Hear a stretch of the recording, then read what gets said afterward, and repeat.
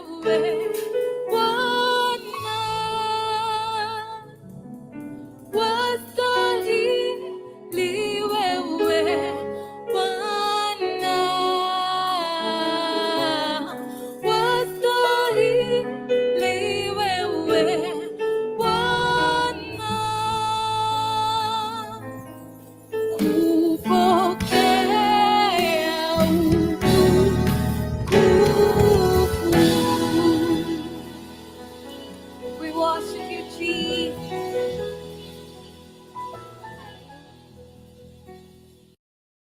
Hey, good evening and karibuni sana. This is YT Nation, where we have conversations that matter. My name is Pendo, and we just want to welcome you to the conversation of today. So we had a different plan for today, but because of current issues that are happening, tuko kwa hot seat leo, and we want to have a conversation with young people. Aki unawasikia wanacheka kwa background. We have to have these conversations while they are happening because they are affecting us. They will affect our children and 4 generations to come or more, right? So we need to have these conversations today. And we are saying the topic for today is return to Caesar. Kama una get the joke. Thank you very much. Andika kwa comment section that you get us, that you're watching us.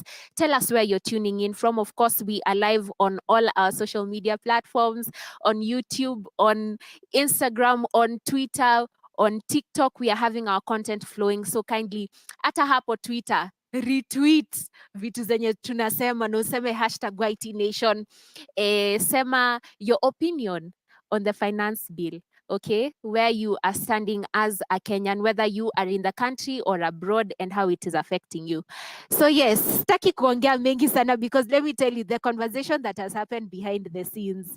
As usual, if you're at home, you can say with me, everything happens behind the scenes. Yes. So I just love to invite this amazing panel that is with me on set today, and I'd like them to continue because we are not starting a conversation right now.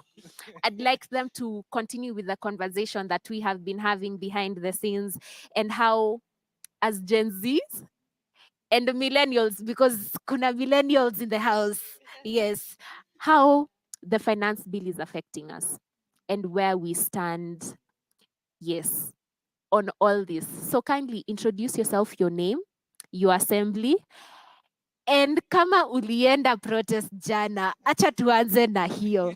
Yes, we can start here. Anyways, hi guys. Jeremy. Umeuliza swali ngumu lakini I won't lie. Yes, nilienda protest jana, and I honestly went to fight for the rights of the Gen Z and my rights and the rights of the people that are growing and coming upon the next generation, because we really have to make a change. Like the change, we are the change. That was the hashtag, we are the change. Na zingine zinakuja, hashtag zingine zinakuja, so wacha tuone. Okay. Hi guys, my name is Lynette Nzembi. I am from Citam Rongai, and no, I did not go for the protests yesterday. Yeah. Hi guys, my name is Daniel Asoro. My assembly is Citam Ongatarongai. Did I go for the protest? I saw on Twitter there was like, guys from Rongai, we should come with lions. Unfortunately, we didn't see lions in the streets. So I passed, I didn't see lions. So once the tear gas kind of started, yes, I left because I started crying and vita iko imeanza. But I hope I'll have endurance for next time. Okay. Hi guys, my name is Pastor Elisha Kababu. A pastor, youth pastor, Citam Rongai. I didn't make it for the demonstrations. I'm not a Gen Z, I'm a millennial. So Hallelujah. I think they left us out. They're not calling us. Wanasema this is a Gen Z thing. Walisema hata baba kaa huko nyumbani usitoke. So, but anyways, it's a good cause. Yes. Yes. Yes. So Yeah. thank you very much. for joining us tonight. Because, by the way, guys, this is totally live. So kindly don't be usiogope, and don't hold back your comments. Ziwekeni tu hapo chini. We'd like to have this conversation with you tonight. Yes. So there's been this whole thing about churches being silent on this conversation, right? And I think Percy will most likely highlight this a bit better than I would. Yes. So, Not to correct it, yes, that we are the body of Christ, we are the church. So, aside from maybe just waiting for something to be said, we have a voice as well, no matter how old, no matter how young, right? So, I'd just like to hear from you, Lynette, from your standpoint, yeah, because first of all, there's a lot that has been happening on Twitter, where people are asking, where is the church? Yeah, they're saying the church is not talking about this the way they talk about LGBTQ and IA. There are more, letters to it. And they're like, is it that this is not a matter that is affecting them? As a young person, where do you think you come in as the body of Christ in this conversation? Now that it's so important for Gen Zs to step in and actually say, this is affecting us. This is going to affect my job. It's going to affect my income. I'm stepping into the job market. Where do you stand as a young person? Okay, so because we're talking about the church's response to what has been happening, I'll speak also as a Christian Gen Z, not just a Gen Z, but a Christian Gen Z. And for what I believe matters, what I stand for, is that I also know from the Bible itself that Jesus did not stand for injustice.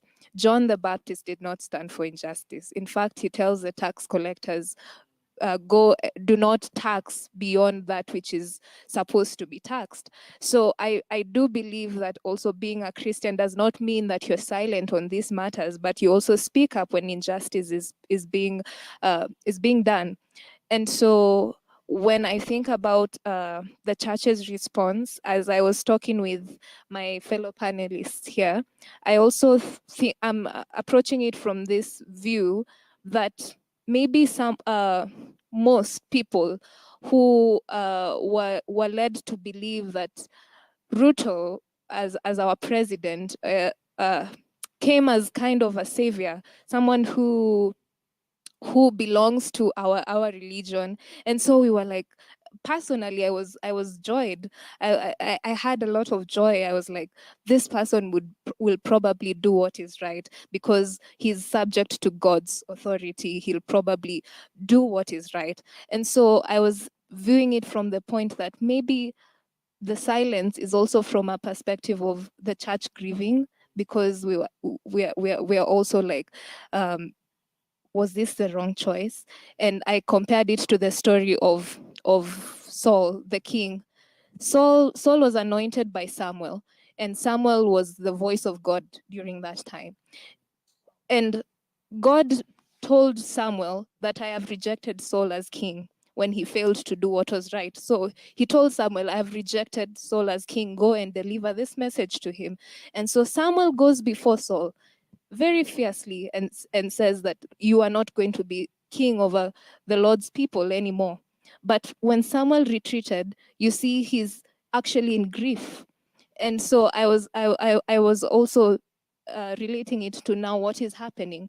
The church might also be in grief because we believed in this government. Yeah. Okay. So I know Jeremy would want to jump in on this, and Dan as well. Actually, spare Pasi, sijui kuhusu Pasi, but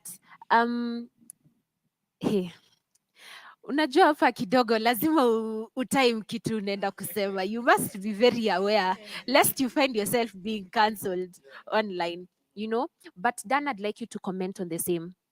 As a believer, where do you stand on the same? And then we'll come to Jeremy because nataka kukuwe na a flow kidogo. I'd like you to comment on, there's now the whole aspect. Of course, now we are having professionals talking about we get why the taxes are increasing because we need to reduce on our IMF debts and World Bank debts and all these things. So as Dan comments on that, you can add your spice to it as well. But I'd like you to jump on that one because hey, he was passionate offline. Guys, yeah. Yeah. Yes, Dan. Yeah. Oh, for me, I think I'll just speak from where Linus started, whereby for me, throughout my life, I've been in the church. Throughout my life, I've been blessed by God to be in leadership positions.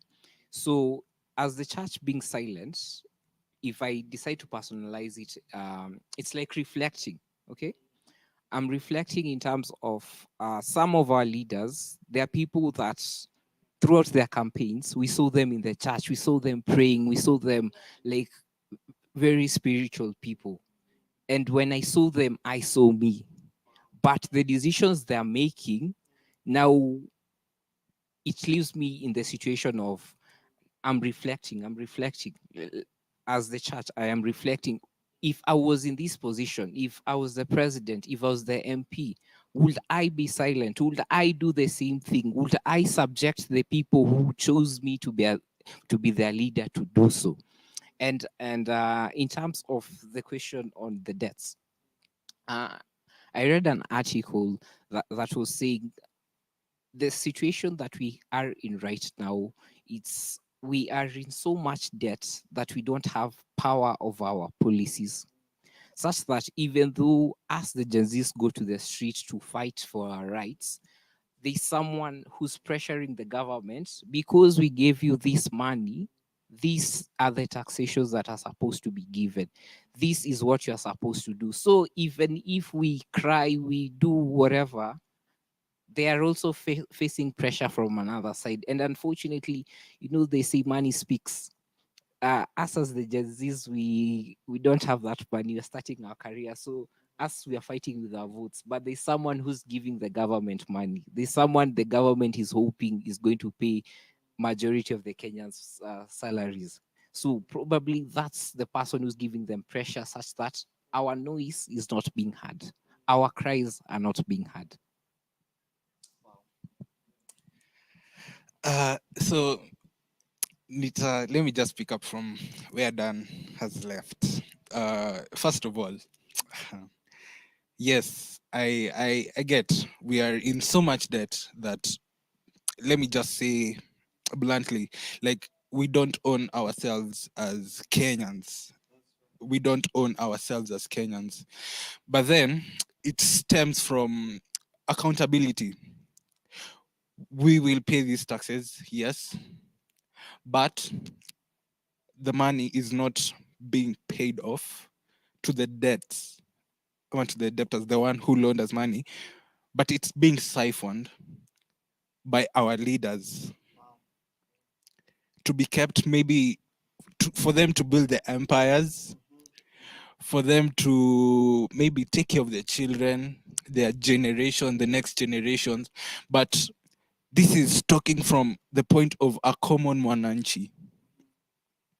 The taxes that are being added, the taxes that are being placed on us, it's not quite adding up, because yes, we, just as I've said, we would pay this money, but the money is still being siphoned off somewhere else, and they are not being accountable for the people. These are people that are just thinking about themselves and not thinking about the generation that is to come. Maybe their generation is what they're thinking of, but what about each and every other person that is there? What about each and every other person that wants maybe a family, that wants to take care of themselves? We are starting. Yeah. Like, we are literally we are Here. literally starting. A starting line. Manze, Bado kamba imesogeshwa. Yes. like, as in, if I just look at it, manze, mi niko shule, and I'm like, when do I start? Like, as in, tukiendelea, like, we are being subjected to poverty, manze. We are literally being subjected to poverty, and we have not even begun. Like, tunashikiliana hivi na wazazi, tuko kwa nyumba ya wazazi wetu. We are thinking of kuhama, lakini sasa ona pesa. Yeah. So it's just accountability is the key point. Accountability is the key point. Wacha niachie hapo. Hey, okay. Especially kwa hiyo point here, we are just starting. I think that's where young people are really feeling it. And I'd love to come back with Percy. Because let me tell you, we are about to go on a short commercial break and we have just started. But I'd love us to come back with Percy, with the whole conversation of some of the things that are within this finance bill. Because, at the end of the day, we can't just be saying rejects, and we are not pointing out that this is an issue. This is an issue. Aircraft parts omission of VATs is an issue. This is so we want to get into that. Kindly square your points. Gather them together like an inheritance, because we'll be coming back there. And of course, as young people who are tuned in, kindly continue with the hashtags, with the conversation. I'm sure they'll be running right below your screen. Continue the conversation with us on all our social media platforms, because we'd love to read what you have to say. And as young people, tusome bill, tusome finance bill. We cannot be fighting based on TikTok videos. Yeah. We need to have the content on our fingertips because it affects our lives. All right. So we are going on a short commercial music break. And there's a music break, but we'll be right back after this break to continue the conversation.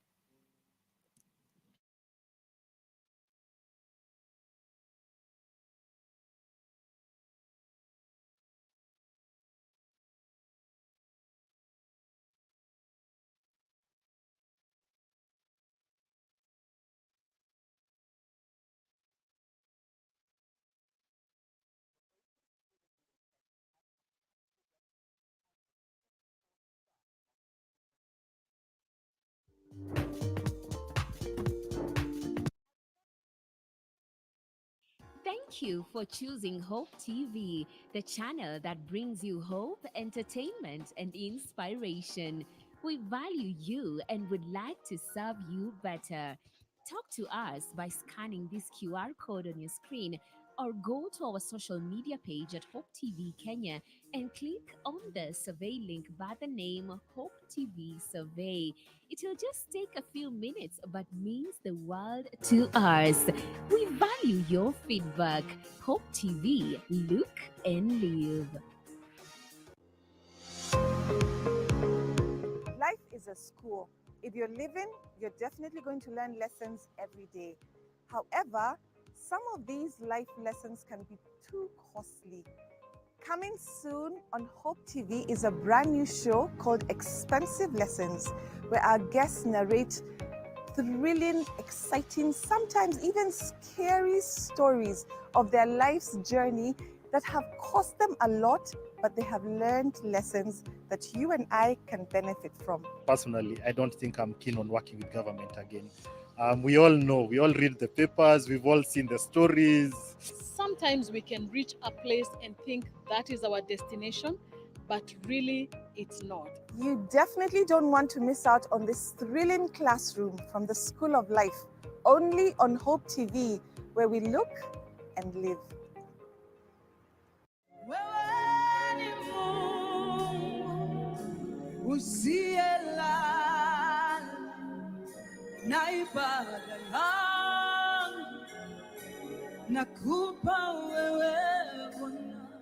To get Wewe ni Mungu by Evelyn Wanjiru as your Skiza tune, SMS the word Skiza 88300028 and send to 811. Hope Skiza, spreading the hope.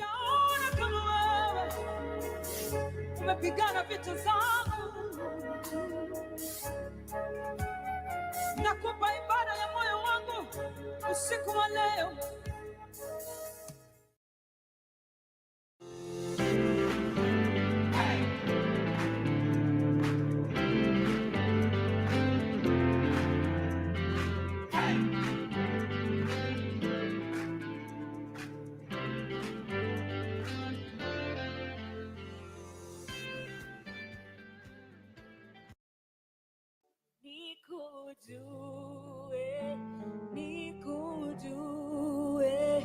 mimi nikujue, nifahamu moyo wako, niongozwe na Roho,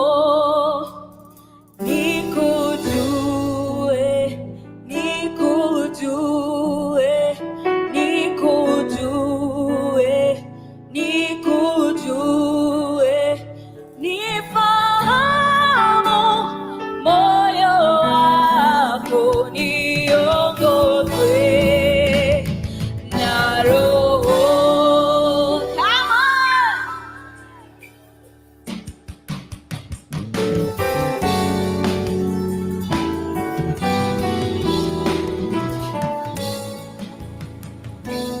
1, 2, 3.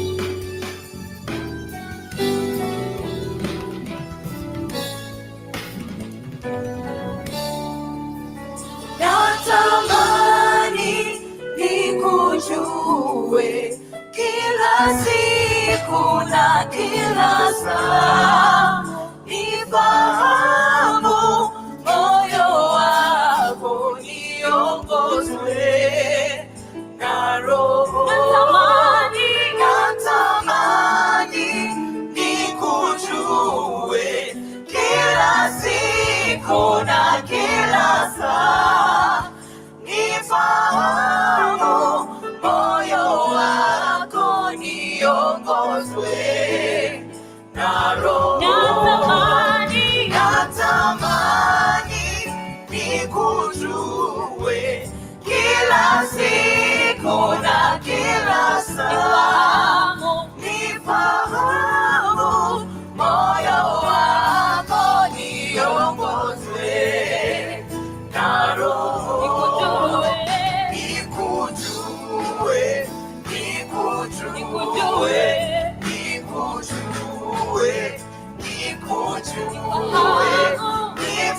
Nifahamu moyo wako, niongozwe na Roho.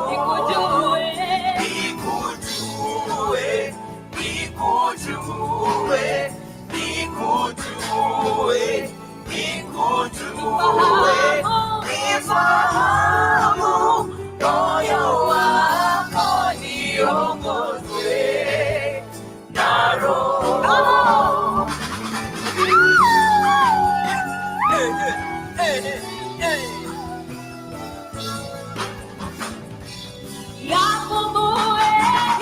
Yafumbue macho yangu, nielewe neno lako.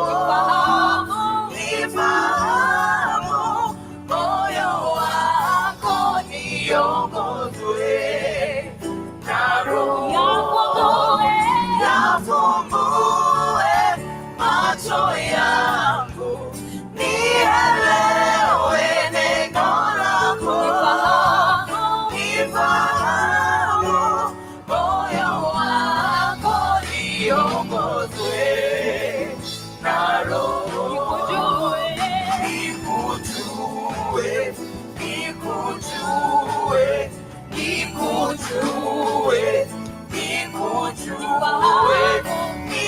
Nifahamu moyo wako, niongozwe na Roho.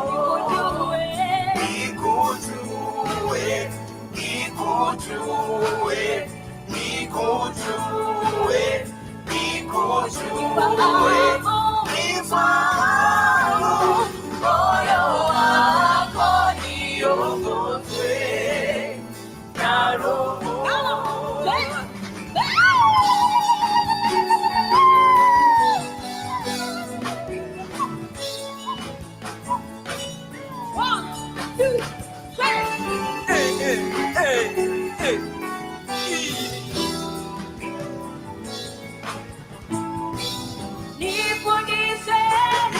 Nifundishe njia zako, nitazishika hadi mwisho. nifahamu moyo wako, niongozwe na Roho. Nifundishe njia zako, nitazishika hadi mwisho. Nifahamu moyo wako, niongozwe na Roho. Nikujue, nikujue, nikujue, nikujue, nifahamu moyo wako, niongozwe na Roho. Nikujue, nikujue, nikujue, nikujue, nifahamu moyo wako, niongozwe na Roho.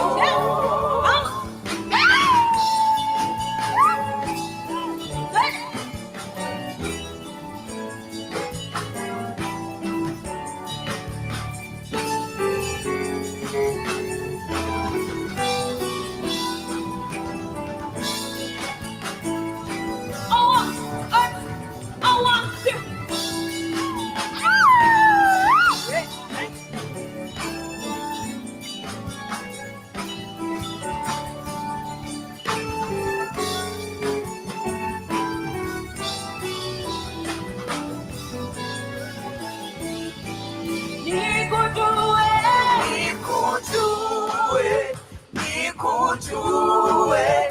nikujue, nikujue, nifahamu moyo wako, niongozwe na Roho. Nikujue, nikujue, nikujue, nikujue, nifahamu moyo wako, niongozwe na Roho. Nikujue, nikujue, nikujue, nikujue, nifahamu moyo wako, niongozwe na Roho. Nikujue, nikujue, nikujue, nikujue, nifahamu moyo wako, niongozwe na Roho. Niongozwe na Roho. Niongozwe na Roho. Niongozwe na Roho. Niongozwe na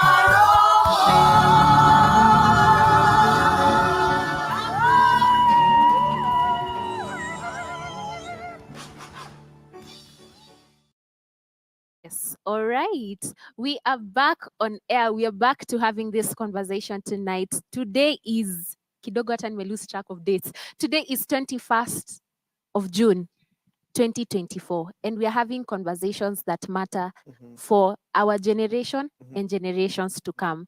And of course, if honestly kama miss the first part, kindly rewind to catch up with us as we continue with the conversation. Na tulikuwa tumesema tunaenda kuanza na pasi. Right? Ndio utuambie as a clergy member, ama ni clergy, as the clergy, you know, there's this hashtag that is going around Occupy churches. And their target date is 23rd of this month, meaning it's kesho kutwa, this coming Sunday, you know, and they want churches to be bold about this conversation. Now, of course, there are those whose ideologies are not right towards the church. That's right. Because they feel like the church is betraying in not having these conversations. Wanasema, you're closing doors to protesters. Yeah. Opening doors to other people, Mhm. maybe the police, That's right. while we are seeing other religions opening doors to protesters, providing healthcare, providing water and food. Pasi, as clergy, kindly come in, weigh in. Thank you so much, Pendo, for this time that you've given me. First of all, I want to commend the Gen Zs. I mean, what the bravery they showed us in the streets is something we have not seen for a long time in this country. Personally, I'm a millennial, and we are kind of getting jealous. You know, the some of the Gen Zs that I pastor are telling me, Pastor, you must go to the streets. You have to go to the streets, and I think it's a democratic right, you know, to go to the streets, exercise. There is rights to, you know, how do they call, what's the picketing? Is that the word? And yeah, but I don't know, even before I respond to that question, it's important maybe to just pick it up from where my friend left it. There's just a statistic here that I saw somewhere, and I thought it's worth for us to actually zoom into. It concerns revenue collection.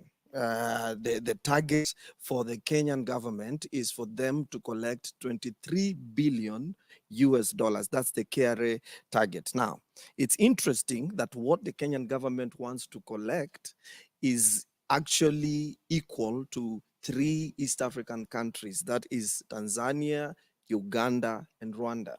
For example, Tanzania annually collects 12.5 billion US dollars. Uganda collects 7.5 billion US dollars. Rwanda collects only 2.5 billion dollars. But Kenya, where there is a high rate of unemployment, where there is a high rate of people paid peanuts, we are collecting 2.3 billion. So there's an issue, and I'm honestly calling out our president. This is not business as usual. You know, these Gen Zs have not come to play games. Sisi, maybe the millennials waliogopa, nimesikia Gen Z fulani akisema anaogopa tear gas hapa, lakini but I'm telling you, these guys are not coming to play. So now, if you're collecting a whooping 23 billion US dollars, why can't you first account for the money that you are already collecting? Why do you want to increase the burden on common mwananchi when you are not accountable for the money that has been lost? The previous regime, a president, it's okay for me to call out his name, a former president, His Excellency Uhuru Kenyatta. One day aliulizwa, how can we put accountability on the money that has been lost? And this is what he says in public, in media, in mainstream media. He says this, I quote him, he says, "Monataka nifanye nini?" A whole president who has been given power by the citizens of the nation to lead them towards a prosperous destiny. He's actually saying he has no powers to call out the people that are corrupt in this nation. The deputy president then is currently our president. We want to call out the president. We want them to know that I'm a young preacher, but we want them to know that we cannot accept this. We cannot accept to pay more taxes if we cannot account for the taxes that we are already paying. Yes. So I kind of feel like from a clergy perspective, I wish I was a Gen Z. I really wanted to say a Gen Z clergy, but unfortunately, I'm a millennial. But we are calling you out. We want accountability. We pay a lot of money in taxes, but where does this money go? Yeah. Billions are lost every single day. So paying more taxes will not result to us living a better life. The first thing we need to do, first of all, call out the people where the money is getting lost. Where is the money? Let's close the holes. Yes. Before we can collect more taxes. Let us sort out the taxes that we are already giving. And it's so interesting Yeah. when you talk about accountability, because off air we were talking of how nations such as Singapore and a couple of other, Yeah. countries have been able to do without this IMF debts. They've been able to pull themselves up, and they're doing very well right now. And Pasi was really highlighting how Singapore had come to For benchmarking. Yeah. They came to benchmark in Kenya. Yes. they still, after how many years since independence? Kadha wa Since kadha. 1963, Yes. Kenya is still categorized as a third world country. Singapore is a first world country. It came for benchmarking in Kenya. Let our leaders be accountable. Why is Kenya still impoverished? Yes. So many years after independence, we have a lot of resources, the best brains, Yes. are in this country. Human resource, you get the person who invented M-Pesa, an initiative that is impacting the rest of the world. Yes. Is from Kenya. If we begin calling out people that are from Kenya that are very resourceful, if we begin to talk about the oil, if we begin to talk about the natural resources, we cannot even finish the conversation, So I don't know. I don't know what you guys think. Yeah. Dan akona point No, inamuwasha kama hiyo maji ya. Iniwashi, but it's a whole aspect of it's not one party that is supposed to be held accountable. Yes, you as our leader, you as our MP, our MCA, you should be accountable. But also me as a Gen Z, I should be accountable to who I'm going to put into that position as a leader. Yes. Yeah. So every time, like during their campaigns, when they are saying, this is what I'm going to do to you, kindly go and check. Is this around his power? Is this one of the roles that he's allowed to do? Because someone can't promise me to build for me a road, but is not involved in building the road. You understand? And also we need to be accountable in terms of when the time comes to vote, we go there to vote. I read a statistic somewhere. I don't know how factual it was, but what it insinuated is during our last election, the people who are rioting right now, the people who are on the streets right now, it's the majority of the people who did not vote. Wow. So did we let ourselves down then that we're regretting right now when we're in the streets? And should we plan to fix it the next time? Because accountability goes both ways. Yes, let's blame the leaders, but me as a Gen Z, I should also blame myself for the role I played. Maybe honestly, some of the people I voted into power, I didn't read their manifestos. Even my MP, may I just confessing. I know this guy, let me just put it. Yeah. But next time, me, I'm reading so that I can't go into the streets. Yeah. And kwanza the topic we're having today is return to Caesar. So kuna hiyo scripture yenye I think tumerefer to it this month because we were talking a lot about finances. And we were saying return to Caesar what belongs to Caesar.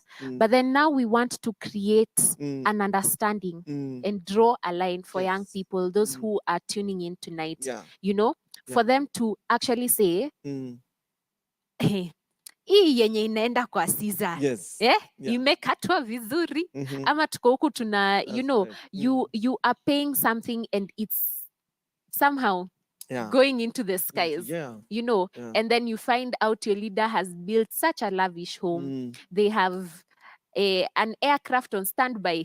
By the way, it's very expensive. It's so unfortunate that there was a statistic I was seeing somewhere that a public servant that has held office for a period of 10 years is paid 600,000 per month. And if you calculate that per year, that turns out to be 7.2 million shillings. 10 years, that's 72 million shillings. Yes. When they are asked to declare their wealth, the value of their wealth is 3 billion shillings. It is good for us as a country to be accountable. Where have you gotten the money? When you came into office, you literally had nothing. After 10 years of leading, you have 3 billion in terms of value, the known, quote unquote, because possibly you're worth more than that. So I think, but again, you mentioned something, Osoro mentioned something that's very critical. Many people that are holding placards, Akina Jeremy Abba, most of the people that are going to the streets, have you actually read the financial bill? This is something else that we want to call out our pastors in our local assemblies to do. Bring experts. Because personally, I read it. There are clauses that I actually had to consult a legal advisor to interpret them for me. The same thing we do as clergy. You can read the Bible and not understand what it says. You need some scriptures explained to you the same way, the financial bill, the constitution. Let us have forums in our churches as Christians where we don't open the Bible. We open the constitution and read it religiously. We open the finance bill. Let us be explained point after point after point. Ndo tukienda pale, Mhm. we demonstrate, Mhm. we actually know what you're saying, What we're because the saying. truth is, Yes. uliza wasee wengi, Mhm. mbona unarusha mawe, mbona una complain, mbona Yeah. unateta, Yeah. mpaka wameanza kusema waongezewe, waekewe mint kwa hiyo Because now we feel like we're being undercut. You know, something is happening somewhere and it's not really making sense. Yeah. And hey, let me tell you, tonight has flown so quickly. We don't have a lot of time. Wow. But we have seen young people going to the streets, especially Gen Z. And I know there are clips that will be running on air about that. But I'd like to hear from you, Tuanze na Mrembo, because she's the only one on this bench. Yes? So, ni nini kinakukwaza in 1 minute?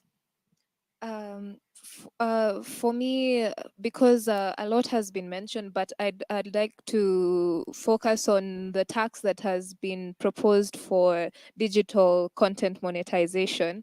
And you see, this is a space that young people are really looking forward to having their presence there, because if you look at the job market, there's still so many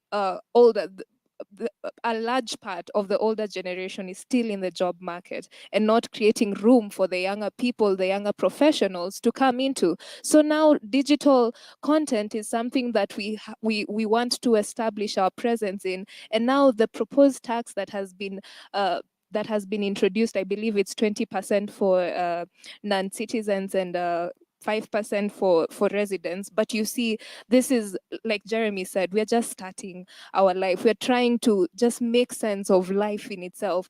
And then now this tax is being imposed on young people just trying to survive in such a harsh world and economic situations. So I think that's something that is really, yeah. All right.